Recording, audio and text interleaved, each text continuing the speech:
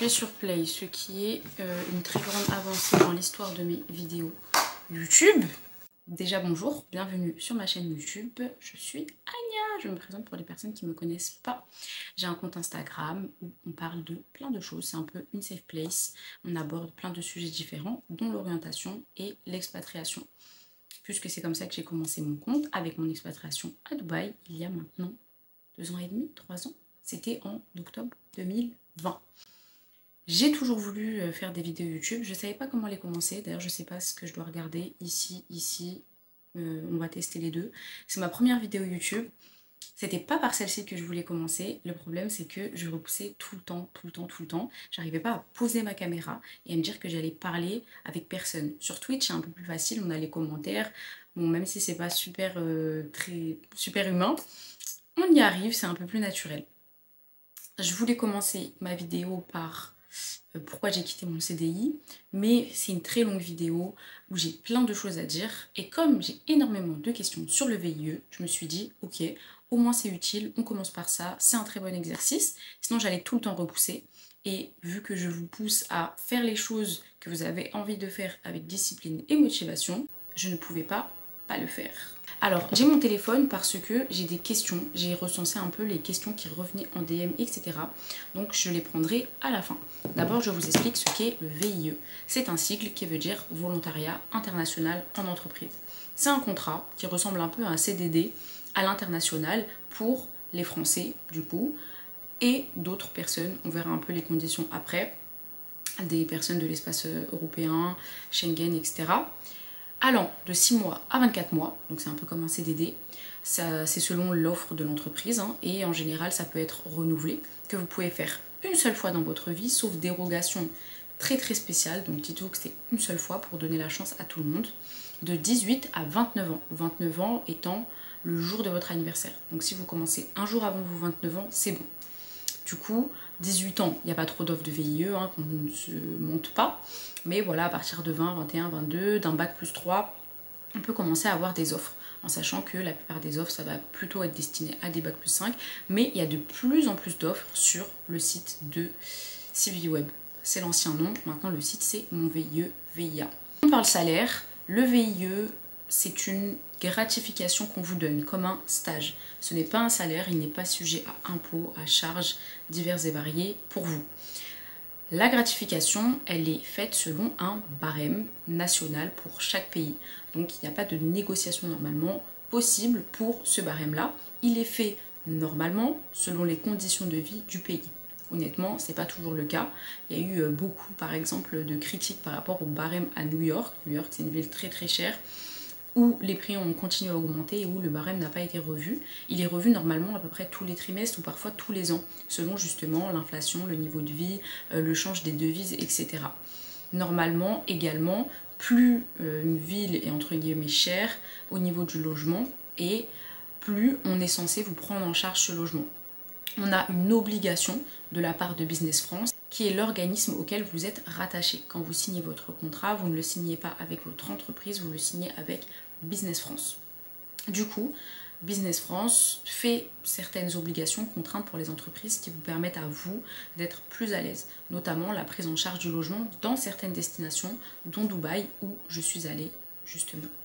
Il me semble qu'on a aussi Tokyo et d'autres villes, donc après ça, c'est à regarder à chaque fois sur les offres. Et vous avez des PDF avec tous les barèmes, etc. pour le Luxembourg, pour le Mali, pour plein de choses. D'ailleurs l'Afrique, très bon plan. Moi j'avais pas postulé mais j'avais hésité. Par exemple au Mali, je crois qu'on est à plus de 3000 €, en sachant que le niveau de vie il est très bas. Si vous trouvez un VIA par exemple dans une ambassade ou voilà, parce qu'on a VIE en entreprise, VIA c'est dans les administrations, donc c'est autre chose. Pour les gens par exemple qui ont fait Sciences Po, etc. c'est des parcours possibles. Franchement, si vous êtes partant et que vous pouvez économiser, mais vous allez manger Gucci pendant beaucoup d'années parce que le niveau de vie il est tellement pas coûteux comparé à la gratification que c'est incroyable. Je pense que c'est peut-être pour motiver les gens à aller dans certains pays qui sont pas trop fancy, parce que les demandes en général elles sont très centrées vers les États-Unis, le Moyen-Orient. D'un point de vue pratique, ce que je vous conseille déjà, c'est de travailler votre CV. Il faut qu'il soit très bien fait, très cohérent. Voilà, ça c'est le premier step et c'est pareil pour tous les jobs que vous pourrez avoir, donc c'est classique.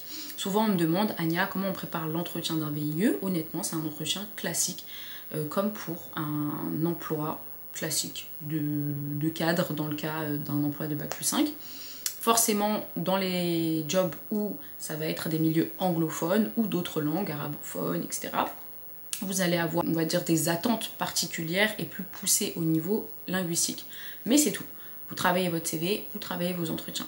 Vous devez avoir, avant de vous inscrire sur le site, votre numéro de, ça s'appelle comment? Numéro de défense nationale. C'est sur votre certificat de la journée d'appel. Moi, je l'avais perdu.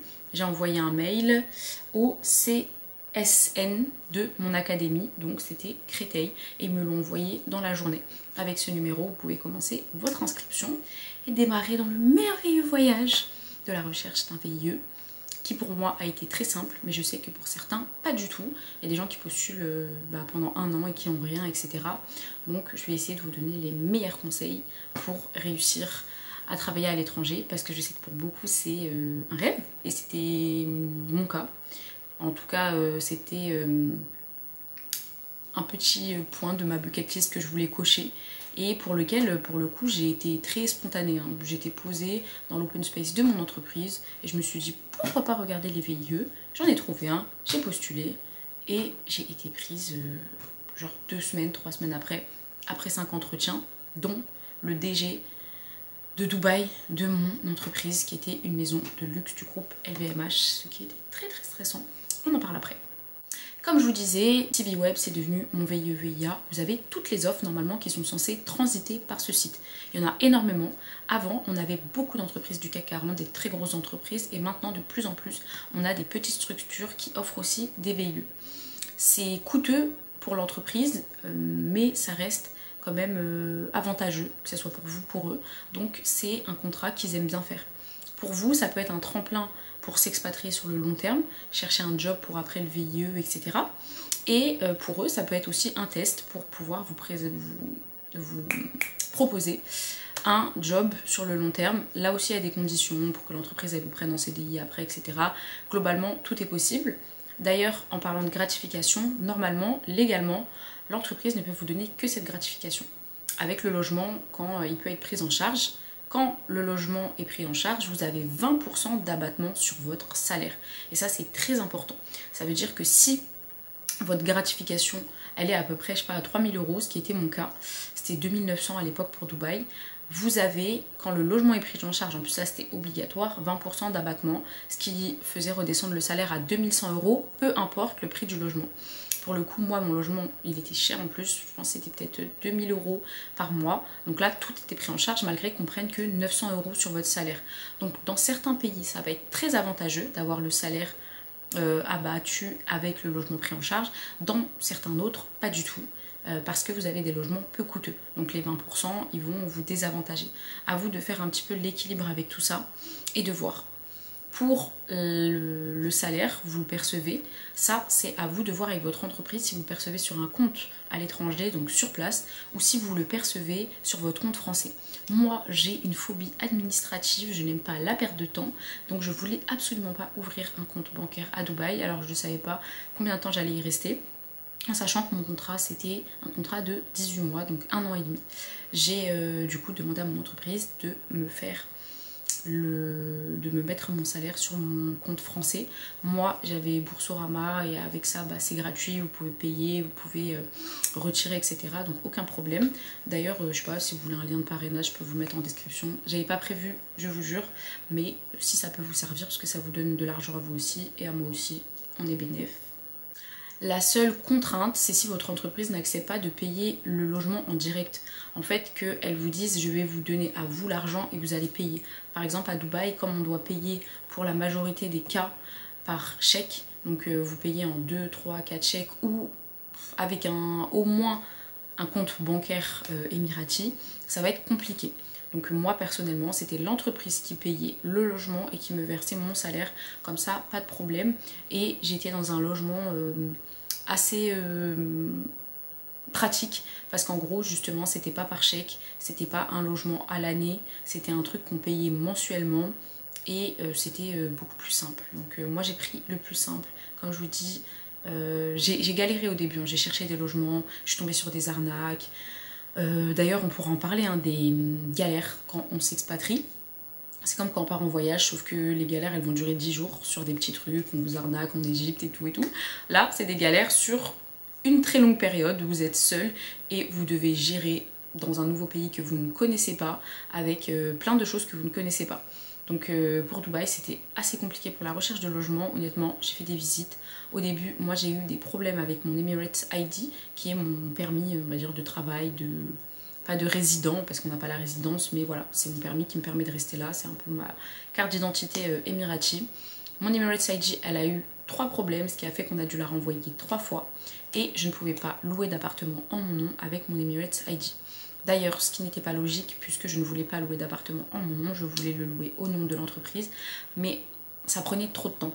En fait, quand je voulais louer mon appartement, il y a beaucoup de gens sur des dossiers parfois, donc moi je trouve un bel appartement et tout, à Business Bay, belle vue, 2 chambres, très joli, et en fait le temps que je dise ok je suis partante et qu'on me dit transmets l'Emirates ID et les papiers, le temps que moi je dise à la RH de mon entreprise ok faut transmettre les papiers, le numéro du gars c'est ça et tout, ça prend trop de temps en fait et c'est galère que ce soit pour moi ou pour l'entreprise. Donc j'ai fait au plus simple, je me suis dit vas-y je me casse pas la tête, l'appart était moins bien et était plus cher, c'est normal parce qu'on payait mensuellement. Donc voilà, et au début du coup j'étais 3 mois à l'hôtel, j'ai changé 3 mois d'hôtel, pareil j'ai eu des galères, j'ai eu des cafards, j'ai eu des punaises de lit, j'ai eu des problèmes, mais c'est pas grave, c'était une bonne expérience qui m'a fait en apprendre énormément sur moi et qui m'a permis de développer on va dire, mes capacités d'adaptation et de résilience, des capacités qui me serviront tout au long de ma vie honnêtement. Je disais, je m'éparpille beaucoup, vous me dites dans les commentaires si vous arrivez à suivre ce que je dis.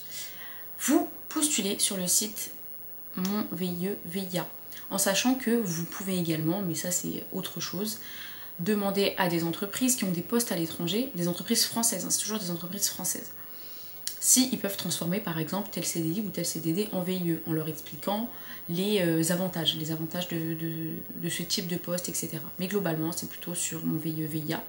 Et vous avez quelques offres qui gravitent par-ci par-là sur certains sites de recrutement, par exemple LVMH. Mon offre, elle était sur CiviWeb et elle était également sur leur site.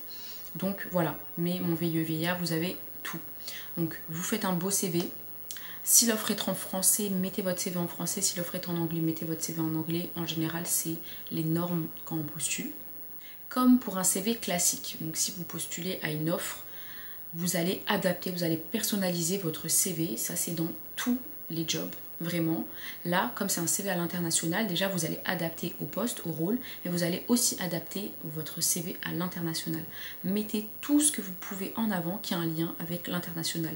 Vos langues, vos échanges universitaires, vos stages à l'étranger, of course, mais également tout ce qui a un lien avec l'étranger. Par exemple, moi, pendant ma première année d'école de commerce, j'avais été dans une association étudiante qui faisait la promotion de l'école. Et pendant un trimestre, j'étais chargée de la promotion auprès des élèves étrangers, donc des élèves non francophones, pour leur faire découvrir en fait l'école avec de la communication, avec des ateliers, etc. Donc ça, c'est une expérience avec un public non anglophone, avec une vision étrangère qui montre mon ouverture d'esprit, qui montre également que j'ai toujours été intéressée par les cultures différentes, la diversité, etc. Et ça, c'est top. Bien sûr, si vous avez voyagé, vous le mettez dans vos centres d'intérêt, voyage, vous mettez tous les pays où vous allez aller, où vous êtes allé. C'est toujours ça, ça montre également que voilà, vous êtes autonome, que vous êtes assez responsable, que vous savez partir à l'étranger, etc. Par exemple, moi, quand j'ai été recrutée, honnêtement, ils ont kiffé mon profil et tout, c'est passé très très vite et voilà. Mais la seule chose dont ils avaient peur, c'était d'envoyer quelqu'un dans un pays qui n'était pas débrouillard, qui n'avait pas la tête sur les épaules et qui allait mal le vivre, ou qui allait se plaindre à la moindre difficulté et tout. Ce qu'ils voulaient, c'était quelqu'un qui allait pouvoir être autonome, qui allait pouvoir être adaptable, qui allait pouvoir trouver des solutions pour un peu tout et pour qui il n'aurait pas peur. Parce que moi, les gens qui m'ont recruté étaient très empathiques et franchement très très bienveillants. Donc ils ne voulaient pas envoyer quelqu'un à l'abattoir, ils voulaient quelqu'un qui allait s'épanouir et qui allait bien le vivre. Donc c'est important déjà de vous questionner sur vous-même, mais aussi du coup de mettre en avant toutes ces compétences, ces soft skills, ce savoir-être, etc. dans votre CV par ce type de petits détails. Donc pour l'introspection, bien sûr, vous vous questionnez sur votre capacité à vivre seul, votre capacité à faire face à des galères. Parfois ça peut pas être simple hein, pour la santé mentale et tout. Bon après, tant qu'on teste pas, on peut pas savoir. Moi je conseillerais toujours de tester dans tous les cas. Ensuite, pour l'anglais, on y revient, travaillez-le. Moi j'ai tellement charbonné, parce qu'il faut savoir que je repars de loin, c'est mon point faible. En fait dans mes études ça a toujours été mon point faible. J'avais 20 en maths et j'avais 1 en anglais à mes concours. Donc vraiment, c'est le jour et la nuit, j'étais nulle en anglais. Mais pour autant, c'était un rêve pour moi de travailler à l'étranger. Donc je me suis pas démontée et je me suis dit, ok, comment accéder à ça? J'avais mon père qui me motive tout le temps dans ce que je veux faire quand je devais passer mon TOEIC pour valider mon master.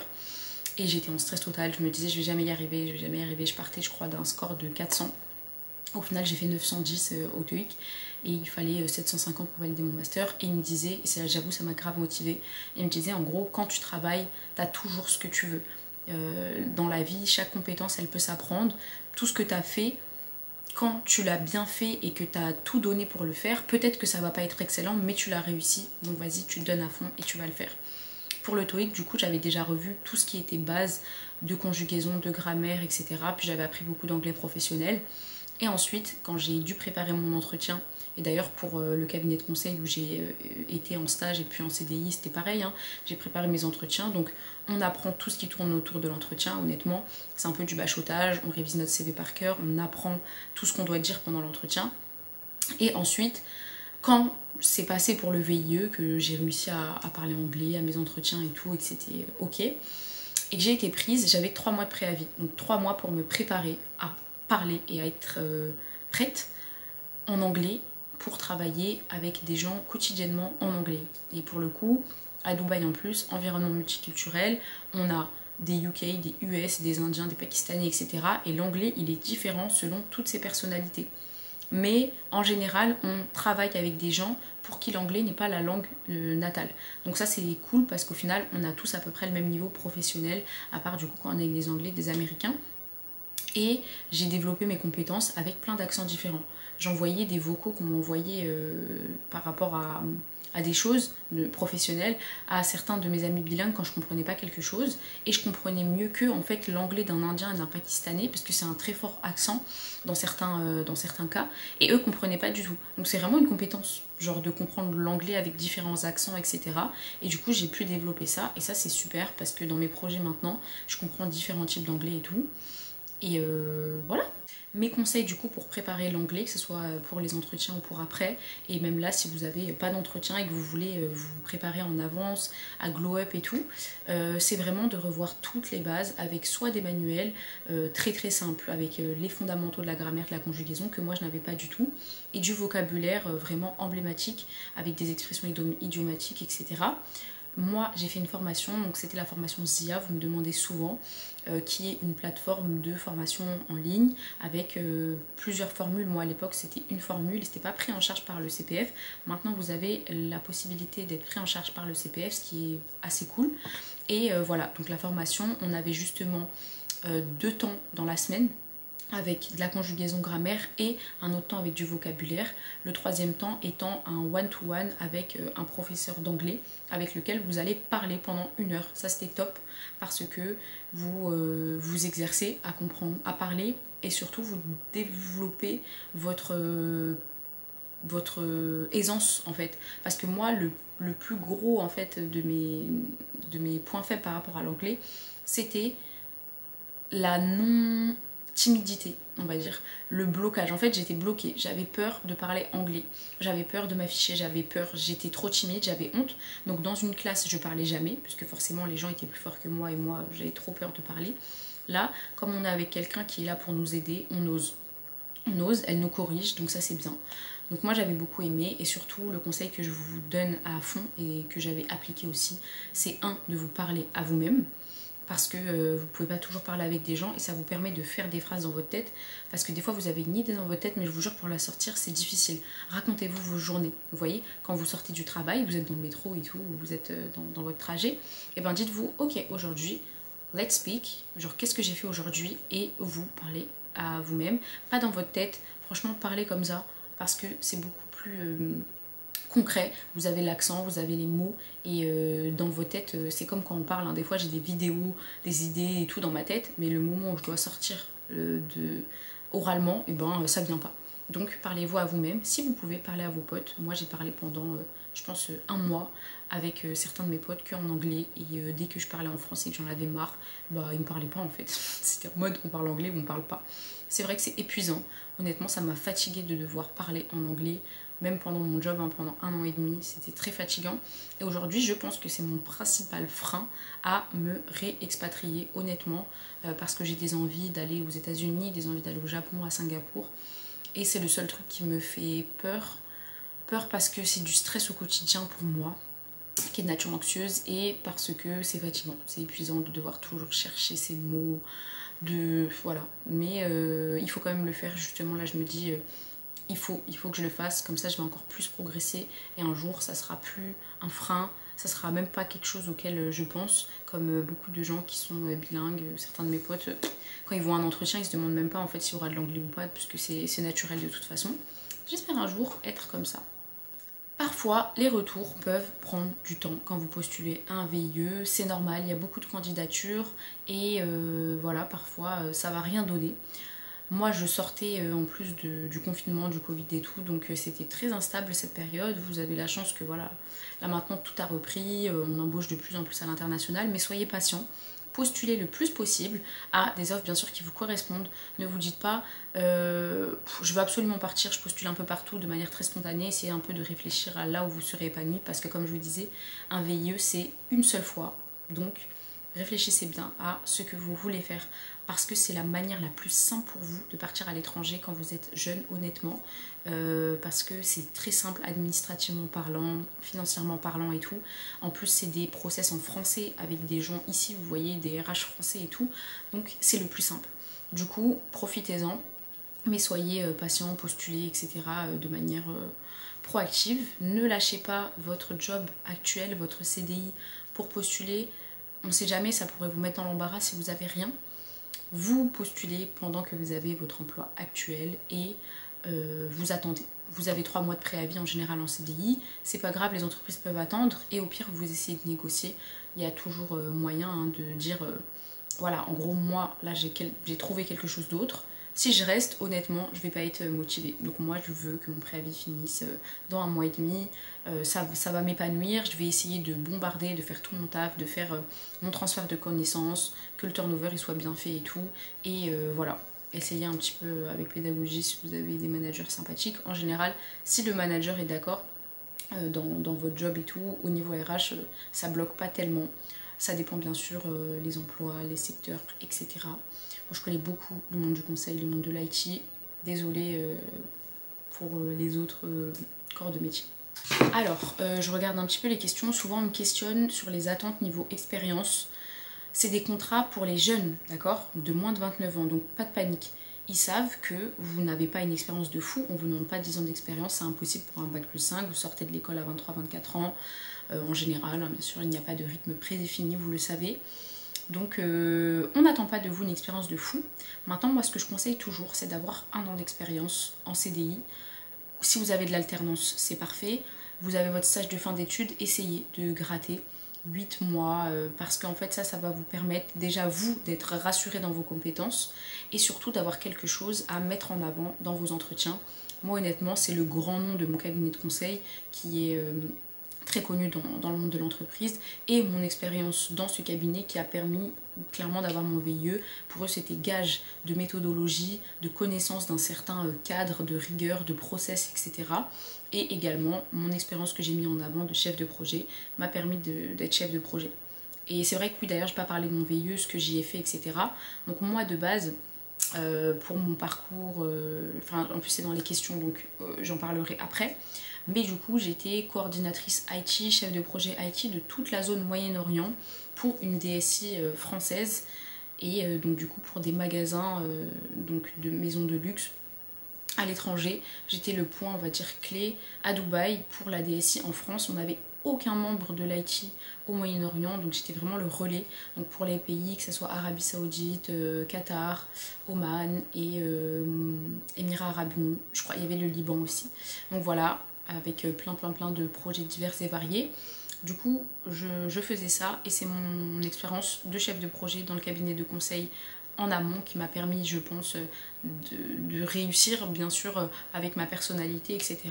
Mais voilà, donc c'est important de gratter un peu d'expérience. Il y a des gens qui partent en VIE dès la sortie du diplôme et c'est très bien. Moi, c'est ce que je vous conseille pour être plus sûr de vous et pour gagner en assurance à vos entretiens. Pour les chiffres, 74% des jeunes partant en VIE ont un bac+5. Donc ça fait quand même une grande partie, comme je vous le disais. Et dans 95% des cas, les jeunes ont au moins un bac+3. Donc pour ceux qui me demandent, enfin voilà, les VIE commencent à 18 ans, mais honnêtement personne part à 18 ans. Bac+3, c'est du coup, on va dire 20% des cas. Ouais, 20%, on s'en fout. Je ne fais pas de statistiques aujourd'hui. Donc voilà, c'est plutôt à bac+5. Donc si vous êtes en bac+3, vous pouvez trouver. Mais si vous pouvez continuer vos études, c'est bien aussi. Comme ça, vous aurez plus de chances, même pour plus tard, de vous expatrier, etc. Malgré le fait qu'à l'étranger, les diplômes comptent parfois pas autant qu'en France. Mais voilà, pour ces offres-là, c'est beaucoup mieux. D'ailleurs, pour l'anglais, j'ai oublié, vous avez des régions francophones, hein, comme le Québec, la Suisse, le Luxembourg, etc. On va toujours vous demander quand même un niveau d'anglais particulier parce que honnêtement à l'international les milieux sont anglophones. Pour avoir aussi travaillé au Canada, à Québec, on parlait énormément anglais, beaucoup de livrables étaient en anglais, etc. Quand je regarde les offres en Suisse, la plupart des offres sont en anglais, donc voilà, ça c'est un niveau normal qu'on va vous demander, mais d'ailleurs comme des entretiens en France dans des grosses entreprises, parce que c'est des milieux multiculturels, vous avez des gens parfois qui sont étrangers, embauchés du coup à distance ou autre, hein, d'ailleurs sur place. Mais voilà, donc l'anglais ça peut être moins demandé dans des pays francophones, mais voilà. Donc comme je vous disais, par rapport à vos expériences, ce qu'on vous demande sur votre personnalité, c'est d'avoir la tête bien faite, d'être débrouillard, d'être curieux, de faire des veilles un petit peu autonomes de tout votre secteur, etc. Voilà, d'être force de proposition parce que vous allez être à l'étranger tout seul, etc. Et on va vous demander de vite vous adapter. C'est une expatriation, c'est un déménagement, mais c'est aussi un job qui commence au jour 1. Donc vous arrivez, moi clairement, hein, je suis arrivée à l'aéroport, il devait être minuit, on m'a envoyé un chauffeur, je suis partie à l'hôtel, le lendemain c'était mon premier jour de travail. Donc hormis vos expériences, on vous demande aussi d'avoir une personnalité adaptée à cette expatriation et de vraiment le montrer en entretien pour qu'on soit sûr de vos perspectives de réussite. Pour chaque pays dans lequel vous voulez postuler, vous avez une liste de conditions avec des lignes et en fait vous avez est-ce que je respecte cette condition ou pas avec un petit soleil rouge ou vert et vous devez regarder les conditions pour voir est-ce que vous pouvez postuler. Par exemple, dans certains pays, on va vous demander un nombre minimum d'années d'expérience. En Chine, c'est 2 ans d'expérience, en tout cas à l'époque où je faisais mon VIE, à vérifier. Et ça, on va vous demander des vraies références, des papiers officiels de vos années d'expérience.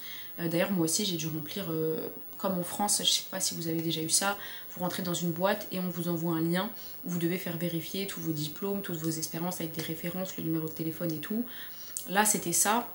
Et dans certains pays, du coup, vous avez vraiment des vraies conditions. C'est pas juste l'entreprise qui veut 2 années d'expérience, c'est des conditions de travail qui sont mises en place et qui sont comme la gratification, un barème rigide pour lequel vous ne pouvez rien faire. Donc pensez-y quand vous regardez les conditions à vraiment être assez curieux et cliquez sur tous les liens sur le site Mon VIE VIA. D'ailleurs, il y a une très bonne FAQ. Vous avez tout expliqué, ce qui est assez sympa pour chercher des informations. Pour le salaire, je lis une info d'ailleurs qui est assez intéressante que j'avais parce que j'ai un drive avec tout ce que je préparais sur le VIE à l'époque.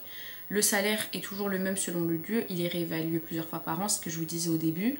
Le plus bas actuellement est en Tunisie à 1369 €, ça date de 2 ans, même 3 ans. Et le plus élevé au Nigeria à 4920 € par mois.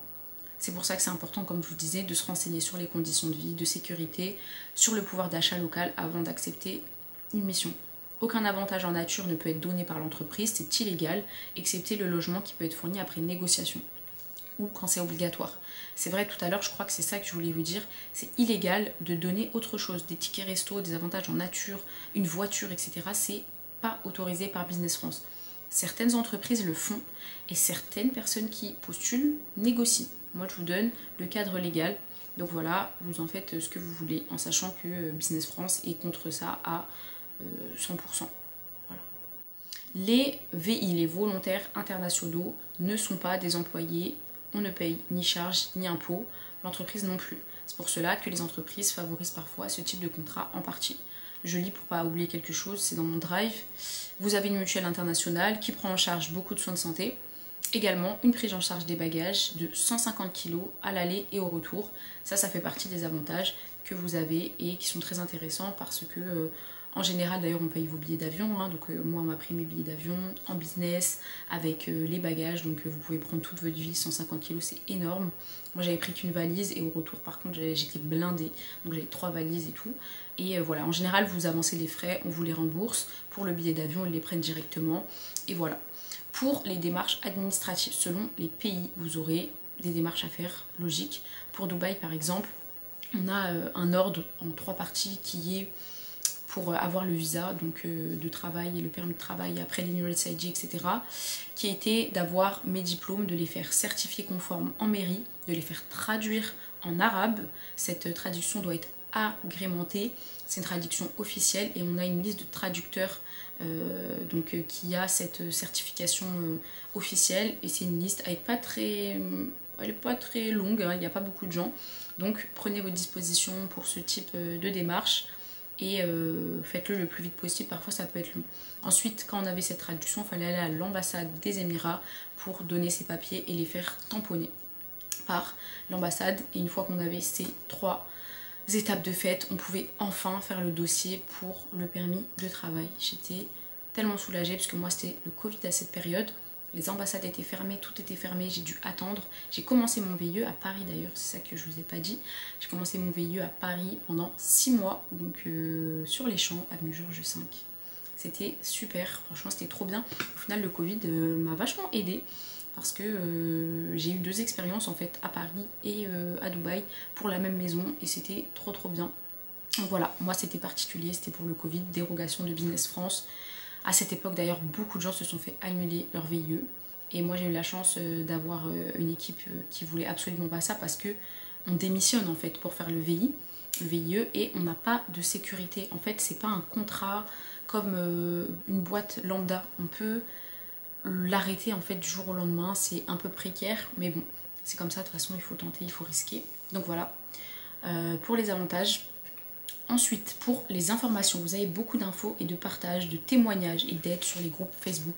Pour tout d'ailleurs. Franchement, les groupes Facebook, je trouve que c'est un Eldorado d'aide et on le néglige trop souvent hein, pour tout et pour rien. Vous avez des groupes d'aide pour l'acné, pour tout en fait, avec plein de choses.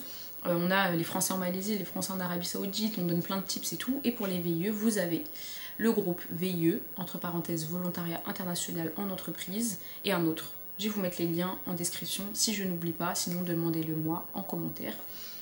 Car je suis un peu tête en l'air quand je ne note pas dans ma to-do ce que je dois faire. Voilà. Vous avez beaucoup d'infos sur ça. Et il y en a aussi pour tous les pays. Quand vous allez dans le groupe VIE, en fait global, et ben dans la description, vous allez avoir les groupes VIE de chaque pays. Donc moi j'étais dans le groupe pour les Émirats Arabes Unis et ça m'a vraiment aidé. Par exemple, pour les 3 étapes dont je vous ai parlé, honnêtement je savais pas dans quel ordre le faire. La mairie, le traducteur, l'ambassade, je comprenais rien. Donc eux, voilà, ils m'aidaient pour ça. Pour les logements, pour les quartiers, voilà, vous pouvez demander plein de choses et ça c'est vraiment cool d'avoir de l'entraide sur ça. C'est aussi un moyen de faire des rencontres et d'organiser des after-work avec des gens qui sont sur le groupe et tout. Donc ne négligez pas les groupes Facebook. Surtout, même pour vos études, hein, vous avez des groupes, vous savez, pour les licences. Histoire, je sais pas quoi, à la Sorbonne 1, etc. Et ben en fait, dans ces groupes-là, vous allez avoir des étudiants et vous pouvez leur demander en fait plein d'informations sur les études, sur tel prof, sur tel chargé de recherche, etc. Donc vraiment, servez-vous des groupes Facebook, c'est trop bien. Maintenant, je vais prendre les questions que j'ai reçues et y répondre. Je me replace. Alors, du coup, où sont ces questions? Je les ai triées, je les ai rangées et tout.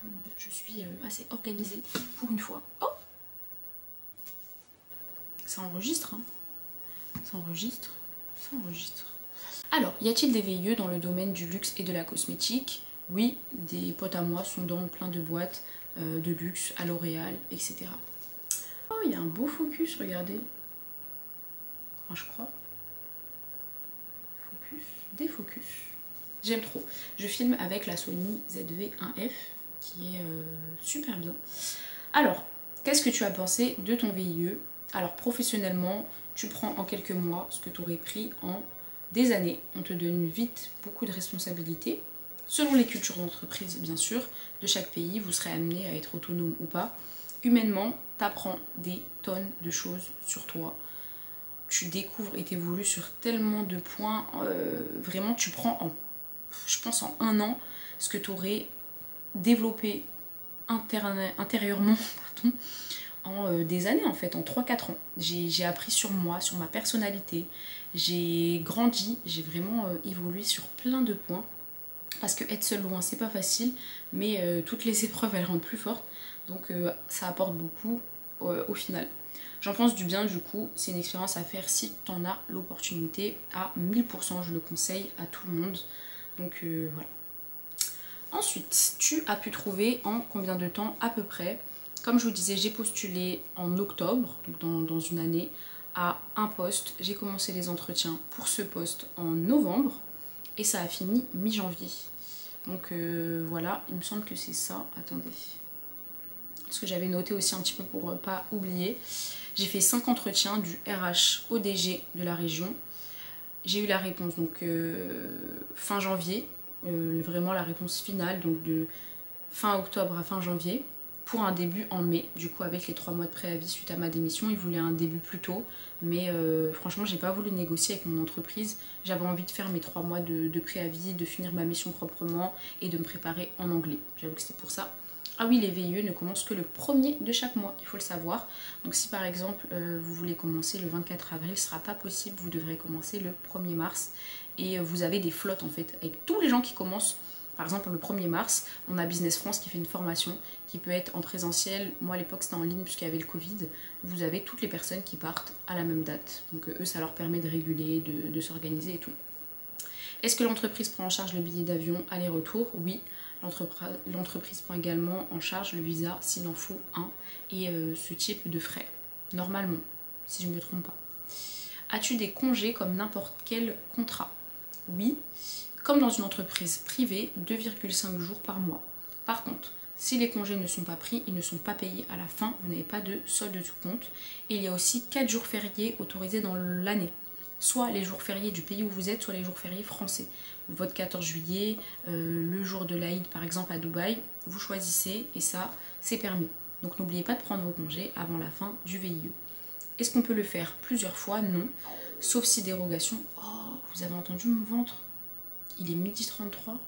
Non, il est 11h49. 12h33, attendez. Il est 12h33. Toujours pas bu ne serait-ce qu'un café. Justement, je me suis dit, c'est soit je fais la vidéo maintenant, soit je ne vais pas la faire.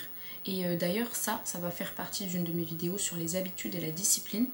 Souvent, quand on a des barrières jusqu'à une tâche, et ben on ne veut pas la faire parce que c'est trop de choses pour nous. Par exemple, pour aller au sport, si vous devez trouver vos affaires de sport, les préparer, aller jusqu'au sport, vous changer et tout, ça fait beaucoup pour votre cerveau et ça vous démotive. Donc la clé pour essayer d'être motivé, en tout cas au début, c'est de réduire les étapes jusqu'à la tâche. Donc là, moi par exemple, si j'allais me faire un café, j'allais faire ci, j'allais faire ça, j'allais pas faire la vidéo. Pareil pour le sport, parfois je m'habille directement et je commence mon sport en sortant de chez moi, en courant, parce que je me dis, ok, mon sport il commence maintenant. Et je suis pas démotivée de me dire je vais prendre les transports jusqu'à la salle, ici et ça et tout. Donc voilà, réduisez le nombre de sous-tâches qui vous amènent jusqu'à un objectif parce que ça démotive le cerveau. Voilà. Ah oui, on peut renouveler son contrat dans la même entreprise. Donc moi par exemple j'étais en VIE de 18 mois, l'entreprise voulait renouveler le VIE. Donc on peut le renouveler jusqu'à 24 mois. Donc vous pouvez faire 5 ans limite dans la même entreprise, 4 ans dans la même entreprise. Avec le statut VIE, ça c'est top. J'ai refusé parce que j'avais fait le tour à Dubaï. Je vous renvoie à mon live Twitch qui est en rediff sur ma chaîne YouTube. Pourquoi je n'ai pas aimé vivre à Dubaï, qui est un peu un titre pour vous faire venir, j'avoue, parce que j'ai aimé certains côtés de Dubaï. Et maintenant que mon arc Dubaï Hate Account est passé, j'avoue que je pourrais y retourner. J'aimerais bien vivre à Abu Dhabi pendant un moment, j'ai l'impression que c'est beaucoup plus calme et reposant que Dubaï. Voilà. Alors merci pour ton retour. Quand commencer à candidater et l'anglais, est-ce qu'il faut un TOEIC? Du coup, il faut commencer à candidater quand tu as envie de partir, avant 28 ans, comme ça tu as un peu le temps, après ton diplôme. Pas forcément pour le TOEIC, moi j'avais dû le passer pour mon master comme je vous ai dit. Dans tous les cas, ils testeront ton anglais. Voilà. Alors ça c'est pas une question sur VIE. Y a-t-il des offres dans l'enseignement? Alors tout ce qui touche relativement aux institutions françaises, écoles, ambassades, instituts français administratifs, on parlera de VIA. Il y a aussi ces conditions, mais je m'y connais moins bien. Et il me semble qu'il y a de l'enseignement à vérifier. Pour l'enseignement, moi ce que je vous conseille, le glitch du siècle, c'est les alliances françaises. Si vous avez un master MIF, allez regarder les offres d'emploi aux alliances françaises. Vous avez plein d'offres d'enseignants de français, parce que c'est des enseignants de français pour les étrangers qui viennent prendre des cours de français. Donc c'est pas des compétences énormes, c'est pas des cours d'économie, des cours d'histoire, c'est des cours de français. Master MIF, ça passe. Si vous pouvez faire une formation FLE, français langue étrangère, en plus, vous êtes bénéf. Et si vous avez envie d'être enseignant à l'étranger, Master FLE, franchement ça vous ouvrira toutes les portes de l'enseignement du professorat à l'étranger grâce aux alliances françaises. C'est vraiment des conditions très top de travail, honnêtement. Moi, en vrai, c'est dans ma bucket list. J'aimerais trop. J'aimerais trop enseigner le français à l'étranger, mais la plupart des offres, justement, elles demandent au moins la formation de 5 mois FLE. Faut que je le fasse quand j'ai le temps, peut-être. Si Dieu le veut. C'est possible dans le domaine du médical? Normalement, non, hein, parce que le VIE, c'est en entreprise, le VIA, c'est en administration. C'est plutôt pour d'autres types de métiers. Donc voilà. Par contre, en tant que personne dans le milieu du médical, vous pouvez vous expatrier dans beaucoup de pays avec votre diplôme français. Donc profitez-en.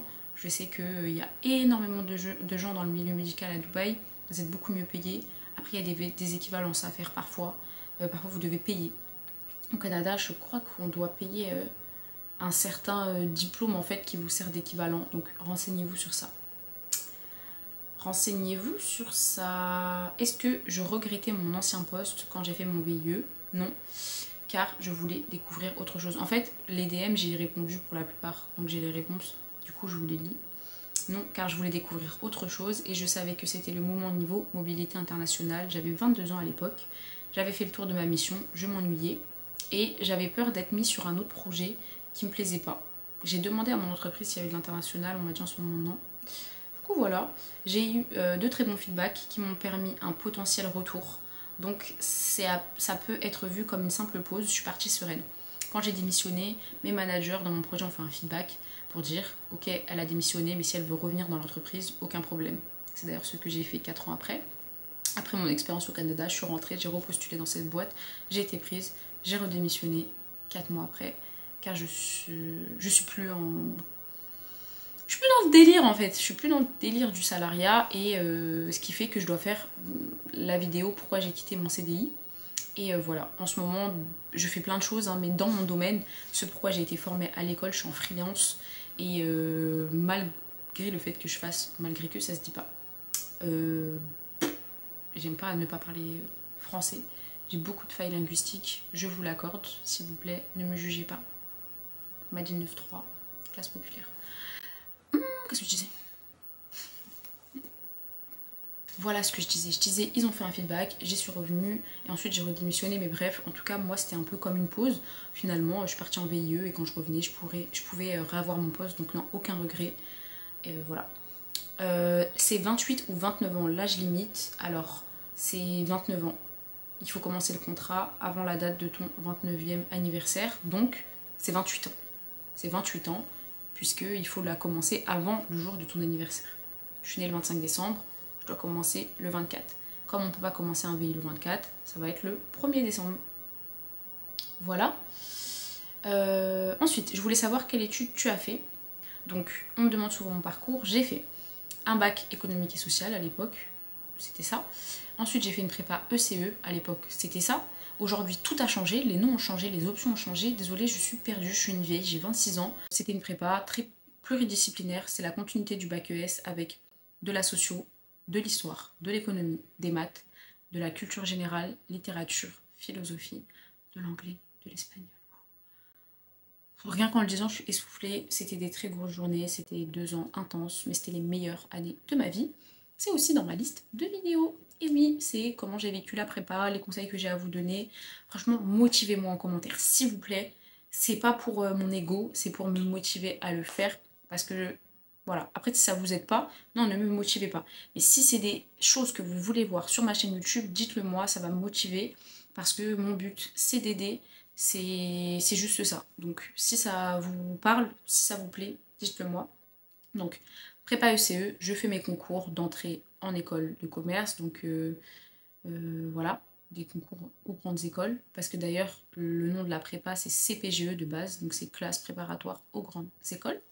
Très bonnes années dans ma vie. Je fais mes concours pour les grandes écoles. Et j'intègre la seule école gratuite pour les boursiers post-prépa, l'Institut Mines Télécom. Big up à vous.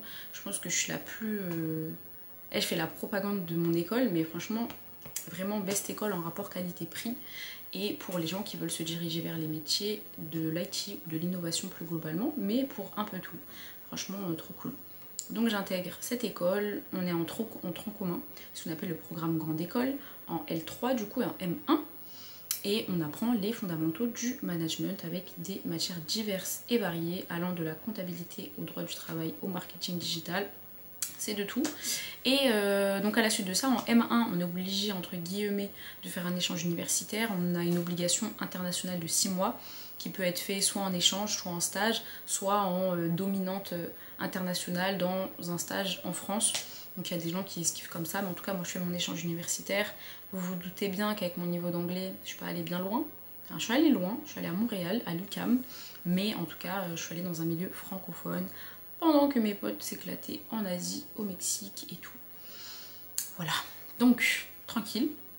Ensuite en M2, je fais un master partagé avec l'école d'ingénieurs qui fait partie du groupe de l'Institut Mines Télécom, Télécom Sud Paris, qui est l'école d'ingénieurs avec laquelle on partage le campus à Évry, donc de l'Institut Mines Télécom Business School, parce que c'est pas pareil, et c'est dans le groupe de l'Institut Mines Télécom du coup.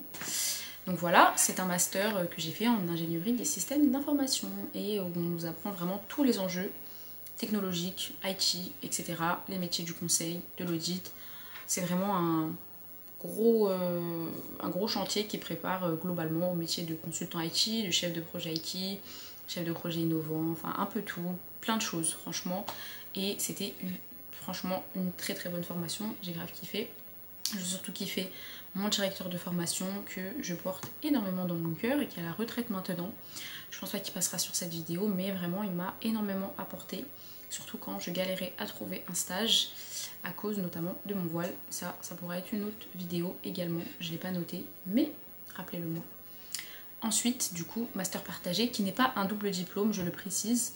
Je ne fais pas partie de cette élite, parce qu'un double diplôme, c'est quand tu as 2 diplômes et que tu as un diplôme du coup de Télécom Sud Paris et de l'Institut Mines Télécom Business School. Ce que je n'ai pas, c'est un master partagé, donc des étudiants de l'école d'ingénieurs et des étudiants de l'école de commerce se réunissent dans un master, chacun est diplômé de son école. Voilà, pour mes études, je pense que j'ai fait le tour. Je reprends les questions. Alors, j'ai vu que niveau juridique, il n'y avait pas grand-chose. C'est compliqué pour le juridique, effectivement. Ça va beaucoup dépendre de ta spécialité. Si tu fais du droit franco-français, c'est plus compliqué que du droit international. Après, les offres s'alimentent au fur et à mesure. Faut pas hésiter à regarder en continu et mettre une alerte. Mais c'est sûr que c'est pas le secteur le mieux loti en termes d'offres. Essaye les VIA dans les ambassades. J'ai tapé juridique dans le groupe Facebook VIE. Plein d'infos. Va y faire un tour. Donc voilà, par exemple, je suis actuellement en VIE, en juridique à Londres. J'ai fait un VIE en compliance. Je suis à la recherche d'un VIE dans le domaine juridique. Des personnes avec un profil juridique, Sciences Po, relations internationales, intéressées par un VIE. Je laisse ma place, etc. Donc les groupes Facebook. Célem, je suis étudiante, mariée et maman de 2 enfants. Tu penses que je peux faire le VIE avec ma situation et partir en famille? Alors oui, la mutuelle couvre les époux et les enfants. Et les visas sont accordés également à ces derniers. Si je ne me trompe pas, les enfants sont inclus. J'ai jamais cherché, j'ai cherché pour le mariage, j'ai pas cherché pour les enfants, mais normalement oui. Par contre, il me semble que pour chaque pays, il y a un minimum pour vivre selon les personnes à charge. En gros, le salaire proposé, donc ta gratification, doit être plus élevé que ce montant. Et certains visas donnés à l'époux ou à l'épouse ne permettent pas de travailler. Donc selon les pays, tu vas avoir des work visas accordés et selon les autres, ça va être juste des gens qui peuvent t'accompagner, ce qui est différent. Donc renseignez-vous bien sur ça. Comment être sûr de trouver un poste? Le VIE, c'est exactement comme une recherche d'emploi en France, sauf que là, c'est pour l'étranger. Tu ne peux pas être sûr de trouver un poste, tu dois exceller, patienter, donner le meilleur. Je me suis inscrite sur le site, mais j'ai lâché l'affaire à cause de mon anglais qui est trop bad. Du coup, moi je fais pas de cinéma, je vous ai dit, je suis loin d'avoir le meilleur anglais du monde. J'ai juste énormément bossé les entretiens en me préparant à toutes les questions possibles. Une fois que j'ai eu le poste, j'ai fait ma formation de 3 mois chez ZIA et j'ai énormément bossé à côté. Et après ça roule, quand tu es dans un univers international, comme les Émirats, l'anglais c'est la langue maternelle de personne, on fait des efforts. Et globalement d'ailleurs, si vous êtes nul en anglais, je pense que le VIE c'est la meilleure expérience pour vous. Parce que moi je suis passée d'un niveau B2, on va dire quand j'étais à la fin du master, à un niveau C1-, n'abusons rien. Alors, on postule autant qu'on veut, genre si on n'arrive pas une année, on recommence l'année prochaine. Autant que tu veux, toute l'année, en continu, matin, midi, soir. Tu fais une veille et chaque semaine, tu postules à ce qui t'intéresse en personnalisant ton CV, c'est ce que je te conseille. Ensuite, j'ai 28 ans en juin, du coup ça devait être là, trop tard. Non, c'est pas trop tard parce que c'est 28 ans révolus, donc le jour de ton 29e anniversaire, il te reste 1 an pour trouver. Donc tu as le temps. As-tu fait ton VIE dans la boîte où tu étais déjà? Non, j'étais dans une autre entreprise, j'ai démissionné après. Faut-il forcément démissionner? Tu peux demander à ton entreprise un congé sabbatique de la durée du VIE. Certains acceptent quand ils t'ont formé et qu'ils veulent te garder, que tu es une ressource incroyable, ils t'ont payé des certifs, etc. Et sinon, en général, tu devras démissionner. Oui, la démission n'est pas une tare, s'il vous plaît. C'est la société qui vous fait croire que l'Eldorado du CDI, c'est la sécurité absolue. Vous démissionnez, vous avez un bac+5 si vous postulez en VIE, vous retrouverez du travail.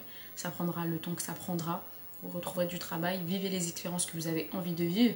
Si avant 30 ans déjà vous avez peur de quitter votre CDI, non, prenez des risques. La vie ne s'arrête pas à conserver un CDI pour conserver un CDI. Ça concerne toutes les études, celles qui permettent d'exercer des fonctions en entreprise pour le VIE et en administration internationale, etc. pour le VIA.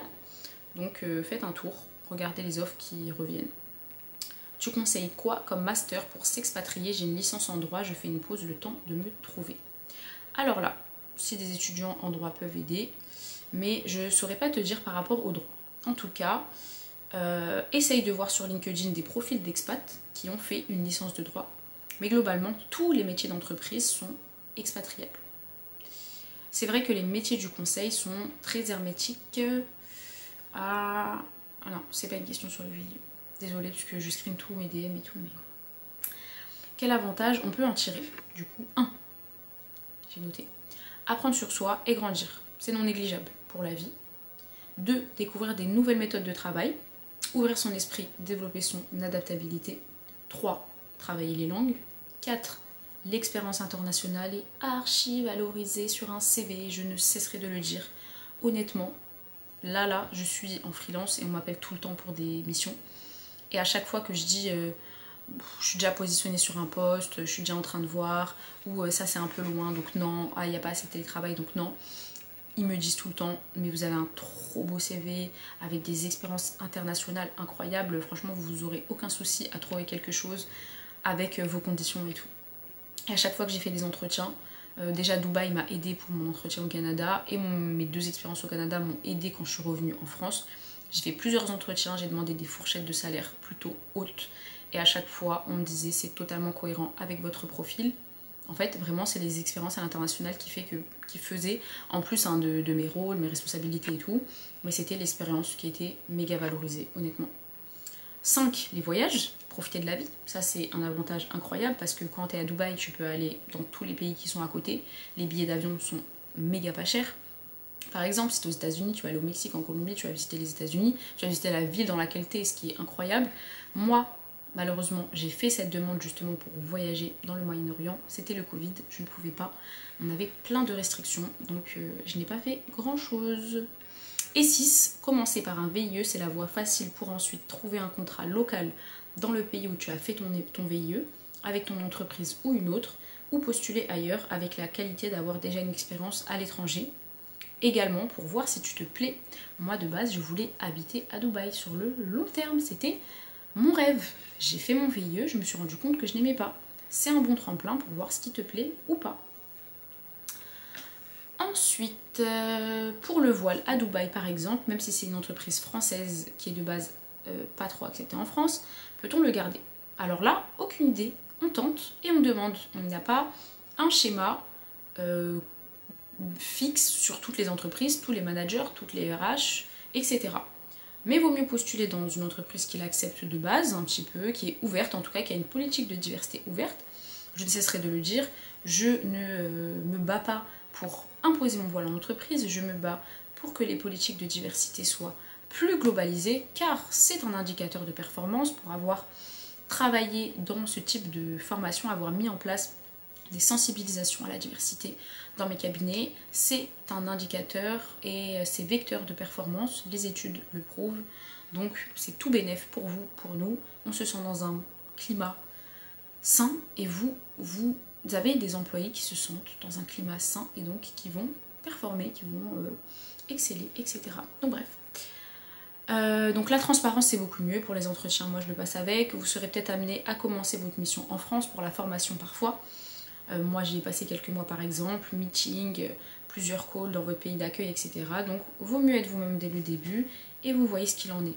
Je pense honnêtement que le fait que le VIE soit à Dubaï a peut-être facilité mon acceptation dans une maison de luxe du groupe LVMH. Ce n'est pas le secteur le plus ouvert, notamment aux personnes racisées, hein, même sans voile, aux personnes de classe populaire, etc.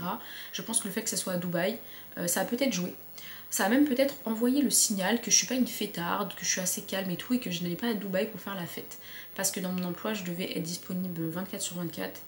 Donc il n'y avait pas vraiment d'horaire fixe, hein. Bien sûr si je suis dispo à 2h du matin, ensuite le matin je ne vais pas enchaîner, mais je devais être dispo tout le temps, donc voilà, peut-être que tout ça a joué, je ne le saurai jamais.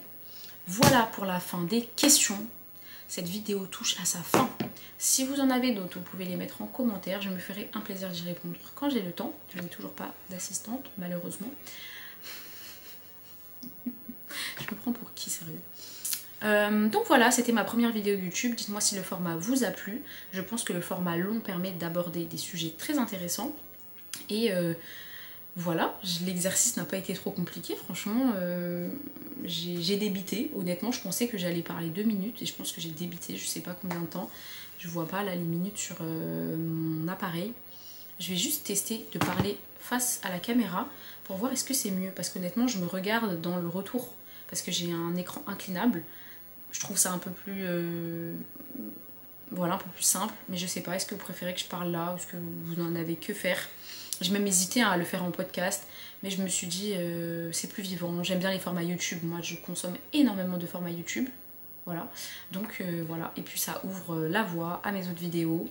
Je vais vous donner un petit peu le programme. Hop. Je vais aller sur GoodNote,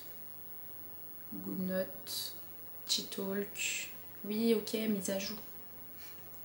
T-Talk, donc le VIE, regardez, en 1, je sais pas si on voit, je l'ai mis en 1.